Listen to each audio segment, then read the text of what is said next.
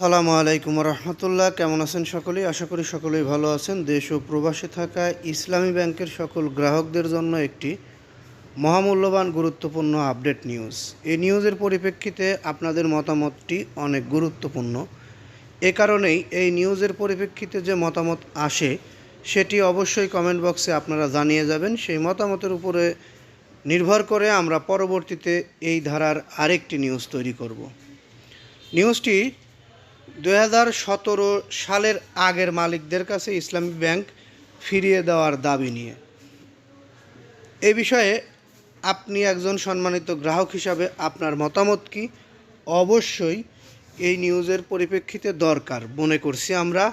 এ কারণেই এই নিউজটি পুরোটা শুনে আপনার মতামত পেশ করবেন কমেন্ট বক্সে। এই আশা ও প্রত্যাশা রেখে আমি এই নিউজটি শুরু করতে যাচ্ছি। যারা নিউজটি দেখছেন তারা নিউজটিতে একটি লাইক দেবেন এবং বেশি বেশি লাইক কমেন্ট শেয়ার করবেন। পরবর্তীতে আমাদের থেকে এরকম নিউজ পেতে চ্যানেলটি সাবস্ক্রাইব করবেন। 2017 সালে ইসলামী ব্যাংকের মালিকানা পরিবর্তনের সময় যেসব শেয়ার আগের মালিকদের কাছ থেকে নেওয়া হয়েছিল তা প্রকৃত মালিকদের কাছে ফিরিয়ে দিতে হবে, এমন উদ্যোগ নেওয়ার দাবি জানিয়েছেন ইসলামী ব্যাংক সচেতন গ্রাহক ফোরাম ব্যানারে আন্দোলনকারী গ্রাহকরা। এই দাবিসহ ইসলামী ব্যাংকের পরিচালনা, মালিকানা ও গ্রাহকদের স্বার্থ সংশ্লিষ্ট বিভিন্ন দাবি নিয়ে আগামীকাল অর্থাৎ আজকে বাংলাদেশ ব্যাংকের গভর্নরের কাছে স্মারকলিপি দিবেন সংগঠনটি। গতকালকে এক সংবাদ সম্মেলনে ইসলামী ব্যাংক সচেতন গ্রাহক ফোরাম নেতার এই কর্মসূচির কথা জানিয়েছেন।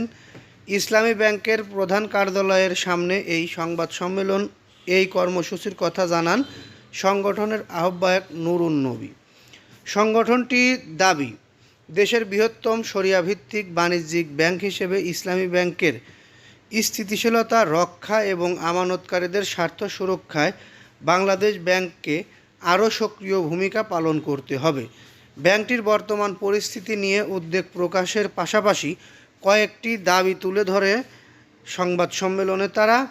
দাবিগুলোর মধ্যে আছে অনবিলম্বে সৎ, যোগ্য ও পেশাদার ব্যক্তিদের সমন্বয়ে ইসলামী ব্যাংকের পূর্ণাঙ্গ পরিচালনা পর্ষদ গঠন।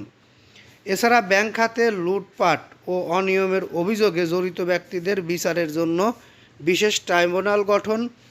ইসলামী ব্যাংকগুলোকে ঘিরে আতঙ্ক ও গুজব সৃষ্টির প্রচেষ্টা বন্ধে কার্যকর ব্যবস্থা গ্রহণ। বিদেশে পাচার হওয়া অর্থ দেশে ফিরিয়ে এনে ব্যাংকের দায় পরিশোধ করার দাবিও জানানো হয়েছে।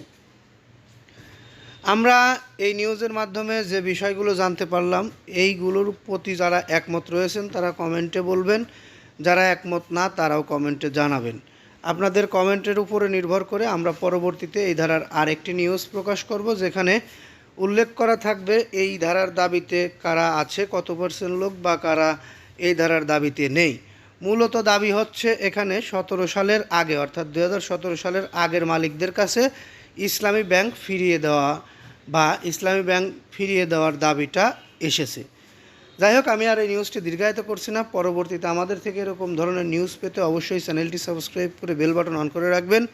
এই আশা ও প্রত্যাশা নিয়ে এখান থেকে বিদায় নিচ্ছি। আসসালামু আলাইকুম।